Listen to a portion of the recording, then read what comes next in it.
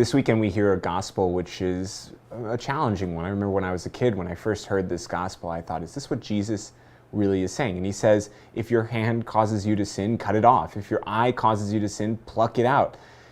And you think, gosh, does he want me to really cut off my hand? Does he want me to really pluck out my eye?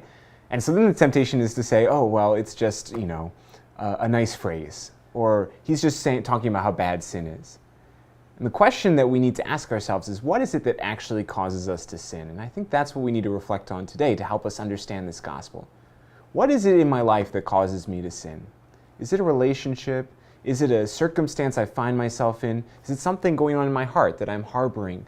Whatever it is, the Lord wants it out of our lives. There's a real truth in this gospel that there has to be a radical hatred of sin in my life. I need to cut it out.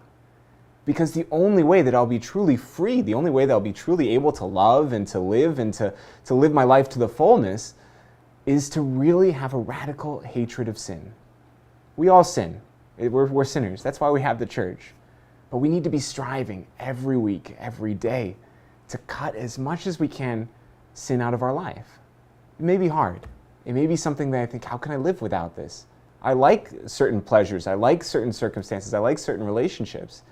But if they cause me to sin, is Jesus really telling me to throw them away? And the answer is yes. He's radical in this gospel about cutting out what leads us to sin. He's not saying, okay, have some sort of compromise. He's saying, get out of it. Because without it, I can promise you, life is better. We may think, how can I do this? But God gives us the grace and enables us to truly live. And so this weekend, let's ask the Lord, what is it in my life that I need to cut out in order that I can love him more, in order that I can be more alive? That's what I'll be talking about this weekend. I hope I'll see you there in the pews.